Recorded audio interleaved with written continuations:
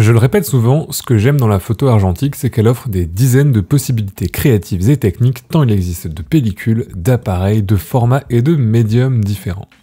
Aujourd'hui, je t'embarque avec moi dans une nouvelle étape de mon parcours photographique.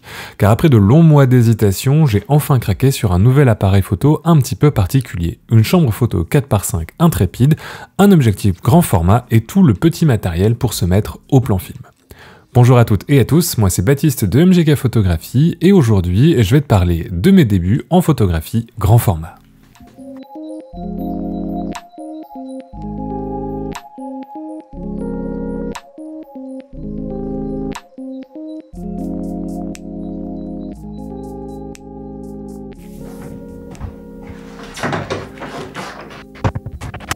Ok, aujourd'hui il fait super beau, j'ai reçu tout ce qu'il me fallait pour commencer à faire mes premières expositions et je pense que ça va être le moment d'aller tester tout ça. Donc la première chose que j'ai reçue, tu l'as vu, c'est bien évidemment la caméra. Et une des premières choses que j'ai fait quand je l'ai reçue, c'est que je me suis entraîné à la monter et la démonter. Parce que ça fait partie un petit peu de la danse du grand format. Alors l'avantage de la caméra intrépide, c'est qu'elle est assez légère. Donc tu peux l'utiliser si tu as un trépied de bonne facture, mais pour appareil photo classique, tu peux l'utiliser. Alors même si, bon, le plus stable est le trépied, le mieux c'est. Moi j'avais ce trépied-là de chez Manfrotto qui convient plutôt bien et qui supporte largement le poids de la chambre, parce que ça va jusqu'à à peu près 3,8 kg.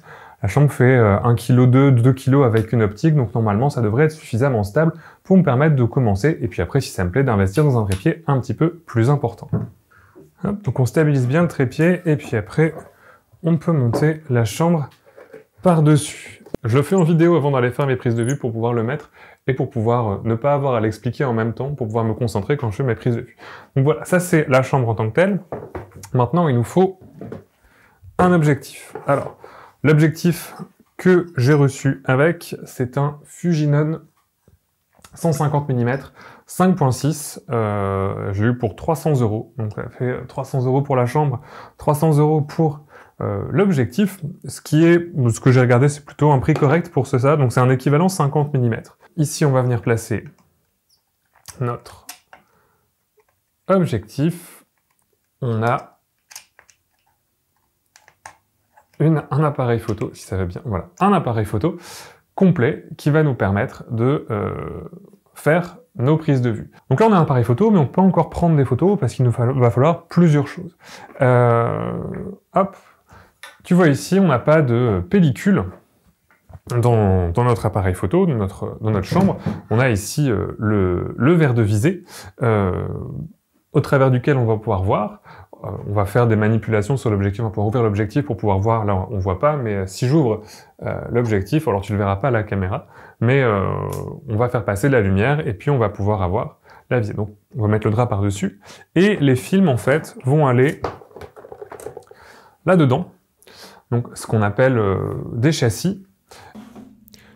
Le châssis, en fait, c'est ce qui va contenir ton plan film. Donc ça, ici, c'est un plan film que j'ai sacrifié pour l'occasion pour te montrer. Alors ici, on a le côté émulsion et ici, on a le côté couche anti-halo. Mais bien évidemment, il faut mettre ce plan film dans le châssis et ça dans le noir. Parce que dès que tu mets ce film à la lumière, tout comme une pellicule classique, eh bien, il est foiré. Donc l'idée, c'est dans le noir, donc soit dans une pièce noire, mais 100% noire, soit dans un manchon de chargement ou une tente de chargement, tu vas ouvrir ta boîte de plans film. À l'intérieur, les plans film, ils sont dans un sachet noir opaque.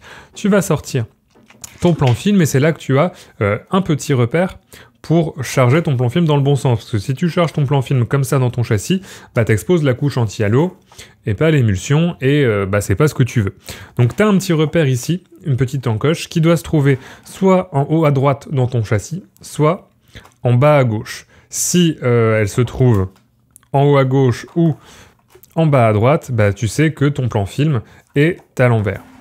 Donc, pour charger ton châssis dans le noir, tu vas enlever le dark slide, ouvrir ici le petit rabat, et en fait, dans le noir, tu vas venir glisser, hop, ton plan film à l'intérieur, et refermer ensuite. En fait, ici, sur le côté, voilà, tu vois ici, en fait, il y a un petit rail dans lequel ton film va venir se glisser, et puis, bien évidemment, avant de le sortir, on va refermer le dark slide, et là, tu aurais ton plan film qui serait prêt à exposer. De la même manière, sur le dark slide, tu as des petits taquets ici pour vérifier que tu le mets bien dans le bon sens au niveau du blanc et du noir pour ta lisibilité, et puis après, tu as une petite étiquette que tu peux coller pour indiquer le film que tu as chargé à l'intérieur. Et tu vois, là, c'est verrouillé, je peux pas le sortir sans déverrouiller ici ce petit bouton qui, en fait, quand je vais mettre le châssis dans la chambre, va être appuyé et qui va me permettre de sortir tout simplement mon dark slide pour exposer ma pellicule. Et pareil, quand tu vas faire le développement, bah dans le noir, tu vas devoir décharger ton châssis, c'est-à-dire faire exactement la même chose que je viens de faire, mais à l'envers, pour retirer ton plan film exposé, et puis ensuite, soit le stocker pour l'envoyer au laboratoire. Alors c'est un petit peu difficile. Donc tu le retires et puis tu peux ensuite le stocker pour l'envoyer au laboratoire dans une boîte sombre, dans la même boîte que dans lequel il vient le même type de sachet, soit le développer toi-même avec le matériel si tu l'as à la maison. Et quand tu vas prendre une photo, donc tu vas composer ta photo, etc. et tu vas juste venir glisser le châssis hop, entre le verre de visée. Donc là, forcément, tu vois rien. Tu vas exposer ta photo, tu vas enlever ton dark slide, et là, tu vas pouvoir faire ta photo. Pour faire ta photo, il va te falloir un dernier élément, puisque là, tu vois que j'ai pas, le déclencheur est sur le côté de l'appareil, mais j'ai pas, ça va être compliqué d'aller ici, là, sur le côté, donc on va utiliser un déclencheur souple, hop, qui va venir se visser, c'est sur le côté ici.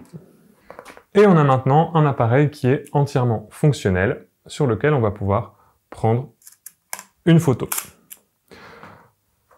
Un petit outil dont j'ai oublié de parler, c'est ça, c'est une loupe qui va être bien pratique tout simplement pour pouvoir la poser sur le dépoli afin de faire la mise au point. Parce que bah, forcément la profondeur de champ elle est assez importante et on va faire aussi sa mise au point souvent à pleine ouverture, même si on a moyen de prévisualiser sa profondeur de champ un petit peu. Et ça va vraiment permettre de se poser sur le verre et puis de vérifier que la mise au point est bien correcte à tous les endroits nécessaires. Alors c'est une petite loupe x8 en plastique, j'ai pas pris un truc non plus trop fancy, j'ai pris la moins chère sur Photo Impex, mais ça suffira très largement pour commencer. Et puis voilà, j'ai déjà testé un petit peu et ça va être très bien pour débuter. Autre particularité assez cool de la chambre, c'est que là elle est en mode portrait, mais il y a un dos rotatif, donc on peut facilement passer du mode portrait en mode paysage d'une photo à l'autre. On n'a pas besoin de jouer avec son trépied ou quoi que ce soit. Une fois qu'on a même mis son dos, on peut simplement basculer comme ça d'un mode à l'autre. Donc ça c'est assez pratique et ça marche plutôt très bien. Avant d'y aller, je voulais te parler un petit peu plus de l'objectif, puisqu'on parle souvent de chambre, etc., et dans le choix d'une chambre, et c'est effectivement très important. Mais en fait, la chambre, c'est vraiment une boîte noire, hein, vraiment vide, et tous les mécanismes de l'appareil photo vont être dans cet objectif. C'est pour ça que les objectifs pour chambre photo peuvent coûter assez cher, de 150 à plusieurs milliers d'euros, parce qu'en fait, c'est pas seulement une lentille, mais tu as aussi tout le système d'obturation qui est à l'intérieur. Donc si c'est un obturateur Copal, et tu vois ici sur le côté, on retrouve les différentes vitesses et au-dessus, les valeurs d'ouverture. Donc c'est ça qui fait la spécificité aussi de ces appareils, c'est que bah, forcément, ton optique est aussi ton appareil photo d'une certaine manière, au sens où il y a tous les mécanismes d'obturation et d'ouverture du diaphragme. Alors, cet objectif, en fait, en gros ici, tu retrouves le réglage pour l'ouverture. Ici, tu retrouves la bague qui va te permettre de sélectionner ta vitesse. Et ici, tu retrouves le levier d'armement, voilà, qui va te permettre d'armer, puis, hop, ici, de déclencher. Et sur le côté ici, c'est un truc bien pratique, qui est en fait un levier de prévisualisation, qui va te permettre d'ouvrir l'obturateur pour pouvoir tout simplement faire ta mise au point. Quand tu ouvres l'obturateur comme ça, tu peux voir sur le dépoli au fond de la chambre, et bah forcément, il faut bien penser à le fermer avant de charger ton plan film. Ça, c'est une des erreurs les plus communes en grand format, de faire toute ta mise au point, de mettre ton film dans Wet on Dark Side, mais de pas avoir fermé avant ton obturateur, et donc ton film est exposé. Donc j'espère que c'est une erreur que je ne ferai pas. Mais voilà, c'est assez pratique d'avoir ça. Tous les objectifs en sont pas pourvus. Sinon, il faut passer par la pause T pour pouvoir bloquer ton objectif en position ouverte, pour pouvoir faire ta mise au point, tes réglages, ta composition, etc. Donc c'est plutôt pas mal d'avoir ce petit levier, même s'il faut bien évidemment pas oublier de le fermer quand on a terminé d'installer sa photo. Ok, j'ai réussi à charger les châssis. C'était plus facile que ce que je pensais. Pas de raison de paniquer. On va essayer de rien oublier. Donc mes châssis ici qui sont prêts. Il me faut aussi l'objectif. Hop, je vais le caler ici. Ma petite loupe. La petite loupe ici. On va la mettre avec les châssis. Le déclencheur souple qu'on va caler là avec l'objectif. Et je vais aller me chercher de quoi faire un drap noir, entre certainement un grand t-shirt ou quelque chose comme ça, qui fera office de drap noir pour cette fois-ci, avant d'avoir quelque chose d'un petit peu plus sérieux. Ok, je pense que j'ai trouvé ma première vue. Donc on va prendre en photo le kiosque derrière. Je suis dans un parc pas trop loin de chez moi, juste pour faire des tests, mais le parc est assez joli, surtout à cette période. Donc je vais me dépêcher de sortir la chambre. Je pense qu'en termes de vue, ce sera pas mal. En termes de lumière, ce sera pas mal aussi. Puis je pense que je vais essayer de faire plusieurs photos dans le parc. Je sais pas si je les filmerai tous, parce que c'est quand même pas mal de boulot de faire la chambre et de filmer en même temps, mais au moins filmer ma première exposition de film de chambre grand format. Allez, c'est parti, on va sortir tout ça.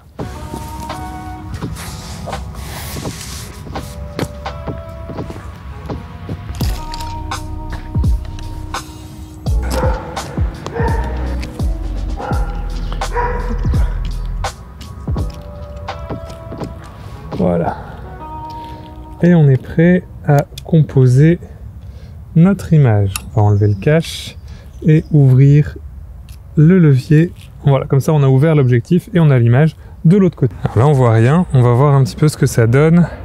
Alors j'ai pris cette fois-ci un t-shirt noir qui va me servir de...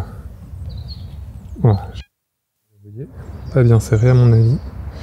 Voilà, on va bien serrer, on va essayer de la mettre à 0. Donc je vais mettre des petits leviers pour vraiment avoir le truc à 0, le plus possible en tout cas. Et ensuite, voilà ce qu'on voit à l'intérieur sur le dépoli. C'est plus ou moins ce que je veux, mais je trouve que le chemin prend un petit peu trop de place.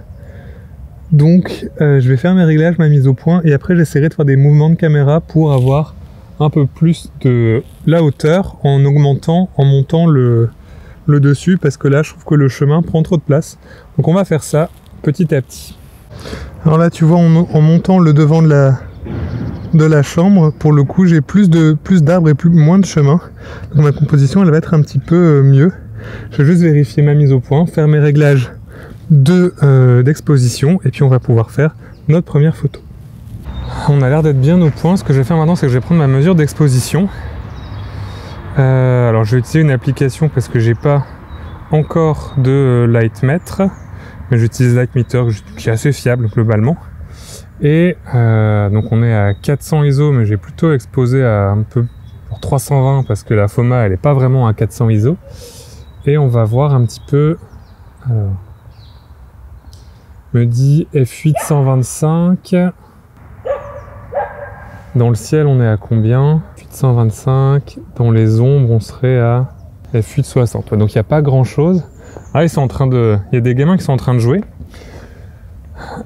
Alors ils vont être sur ma photo. Ben, c'est pas grave. C'est le temps aussi que je fasse les choses. C'est aussi ça le grand format. C'est forcément comme on prend du temps pour faire son image. Ben, il se passe aussi des choses sur l'image. Donc bon, c'est pas grave. Ça donnera un petit cachet à mon image peut-être. Ok. Parce qu'à partir du moment où je vais mettre le dos, ben, je vais plus rien voir. Hop. Donc là, bien dans l'ordre. J'ai enlevé ça et j'attache un de mes châssis. Pour ne pas oublier, je vais fermer mon objectif. On avait dit f8 et 125. Donc je vais me mettre sur... On va même faire genre f11 et 60e, je pense. Je vais ensuite mettre mon châssis. Hop. Et là, je vais plus rien voir, je peux plus changer mes réglages. Tout est verrouillé. Hop. Et je vais, pour le coup, mon obturateur, il est bien fermé. Et pour le coup, je vais enlever mon dark slide. C'est parti. Et là, je suis prêt à exposer ma photo. J'ai plus qu'à attendre d'avoir quelque chose de sympa au niveau des deux enfants qui jouent et déclencher quand je veux. Ah, chose que j'ai oublié, c'est bien sûr d'armer mon obturateur. Voilà, donc là il est armé. Et maintenant, j'ai plus qu'à attendre d'avoir exactement ce que je veux pour déclencher ma photo. Forcément, c'est au moment où je sors que le parc s'anime un peu. Ce n'est pas forcément une mauvaise chose, mais il faut que j'imagine vraiment quel cadre j'ai pour me souvenir un petit peu de la position des différents éléments et voir ce qui va rendre bien. Et voilà, j'ai ma première exposition. Je vais donc réutiliser mon dark slide, cette fois-ci dans l'autre sens. Donc j'avais mis blanc pour vierge, noir pour exposer, donc je vais le mettre dans le sens du noir pour me rappeler que c'est ce côté-là qui est déjà exposé. Et à partir de là, j'ai fait ma première exposition, je peux aller vers une autre photo. Et voilà, cette toute première photo à la chambre grand format. Je dois en avouer assez content, j'ai pas fait d'erreur. Il y a juste un petit détail assez marrant, c'est comme j'avais choisi une vitesse du 60e, la jambe du garçon qui tire sur le ballon n'apparaît pas sur l'image parce qu'elle était trop rapide par rapport à la vitesse d'obturation. C'est un petit détail un peu marrant auquel j'ai pas pensé au moment où j'ai fait ma photo. Mais je trouve que ça donne un côté un petit peu étrange à cette photo qui est sympa. Mais sinon, j'aime beaucoup la composition, je trouve que l'arbre rend vraiment bien, il y a beaucoup de détails dans les branches, il y a beaucoup de détails partout dans l'image. C'est un vrai avantage du grand format, c'est comme les plans films sont vraiment très grands, et ben forcément on a beaucoup de détails.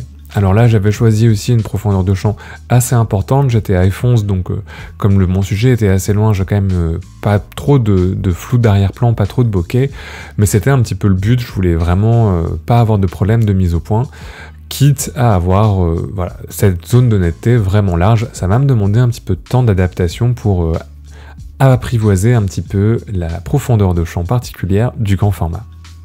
Pour la deuxième image, j'aimerais bien travailler sur le bâtiment derrière, pour voir un petit peu au niveau des déformations, des choses comme ça, comment ça se passe, et essayer de trouver aussi des solutions.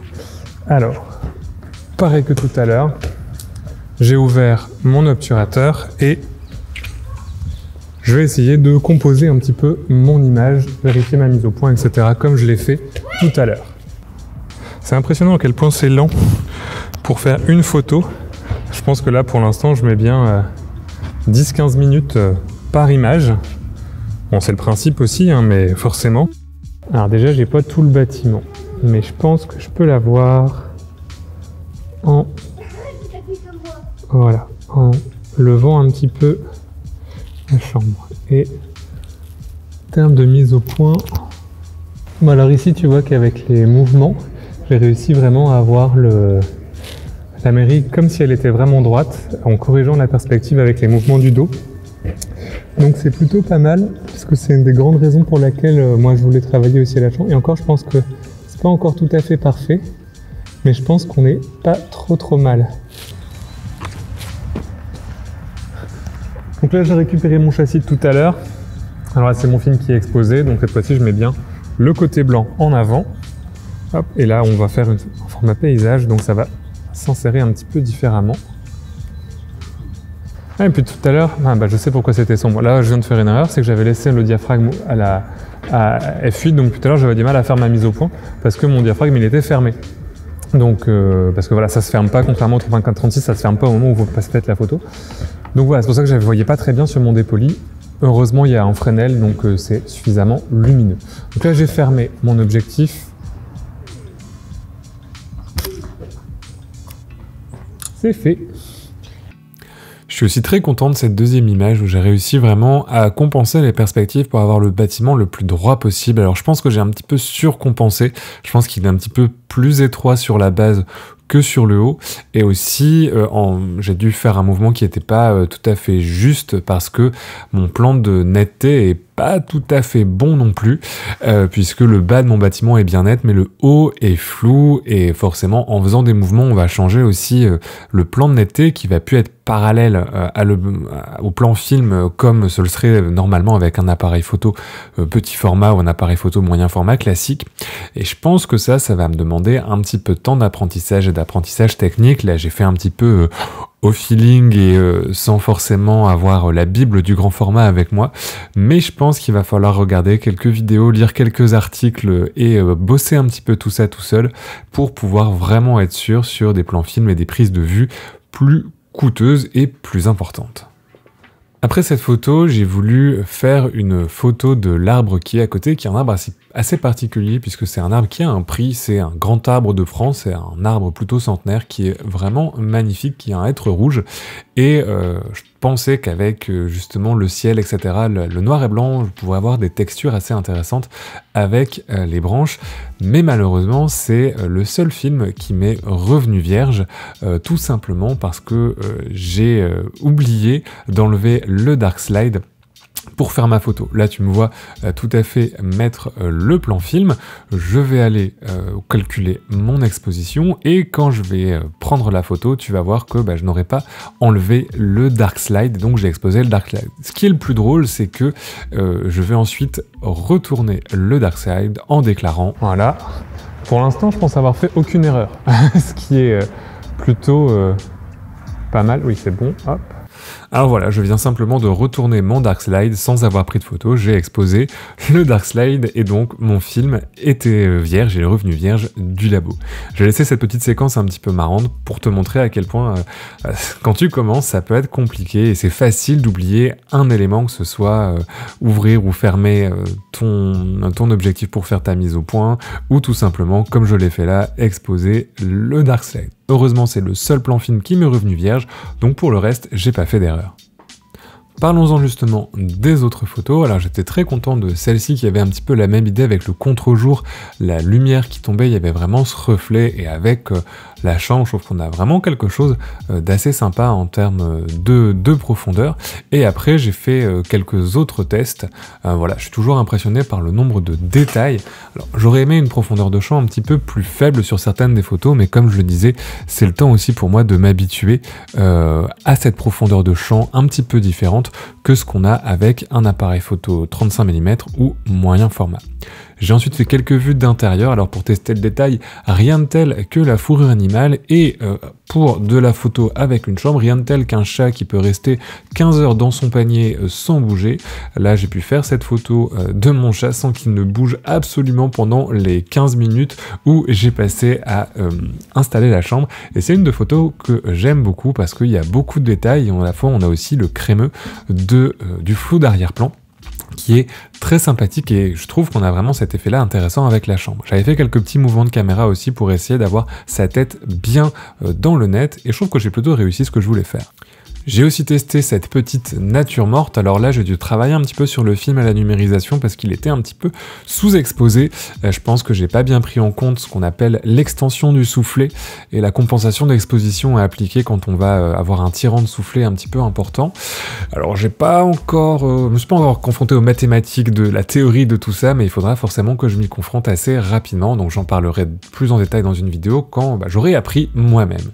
Et je pouvais pas passer cette première expérience à la chambre sans tenter un autoportrait à la chambre et au miroir, un grand classique du photographe argentique grand format. Et j'en suis plutôt content de cet autoportrait qui est quasiment réalisé presque à la pleine ouverture.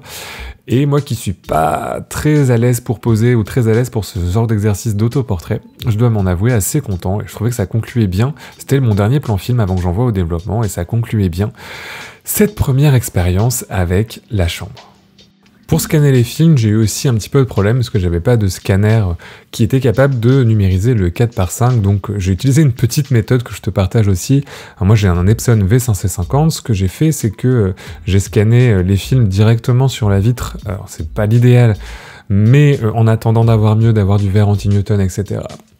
Globalement, ça a été pour la qualité d'image, je m'en suis plutôt bien sorti.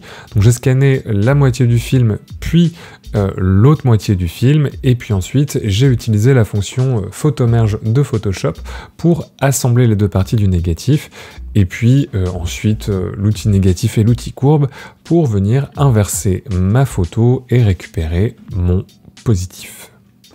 En tout cas, je suis globalement très content des photos que j'ai réalisées. Alors je dis pas que c'est des chefs-d'œuvre d'art de la photographie, mais globalement pour une première prise en main de la chambre et de la technique, j'en étais assez satisfait. J'ai des photos qui sont nettes, qui sont plutôt pas trop mal composées et qui n'ont pas de trop de gros problèmes. J'ai eu qu'un seul film qui m'est revenu vierge du labo, donc je considère que c'est plutôt une réussite pour cette première image de test. Et après, bien évidemment, une fois que j'aurai un peu plus l'habitude, je ferai des projets un petit peu plus ambitieux et un petit peu plus artistiques, on va dire, avec cette chambre. J'ai planification aussi de l'utiliser dans mon entreprise de photos de mariage pour proposer ça comme prestation à d'éventuels clients sur des mariages ou des séances de couple. Avant de terminer la vidéo, je voulais t'indiquer également une ressource qui m'a été hyper utile, un collègue de YouTube de la chaîne Bascule et Décentre, qui est une chaîne YouTube spécialisée dans les questions du grand format en argentique, et c'est pas une ressource qu'on trouve facilement sur internet, en tout cas en français, il y a pas mal de contenu en anglais sur la question, mais c'est vrai qu'en français, j'avais pas trouvé vraiment d'autres chaînes vraiment spécialisées sur ces questions. Son créateur m'a aidé beaucoup sur Instagram au début, j'ai pas mal discuté avec lui, et j'ai regardé pas mal de ses vidéos aussi sur la chambre, et il y a vraiment de très bonnes choses si tu veux plonger un petit peu plus vite et avec quelqu'un qui s'y connaît beaucoup plus que moi sur ces questions de chambre de grand format. Je t'invite à aller voir sa chaîne, elle sera liée dans la description en bas de la vidéo.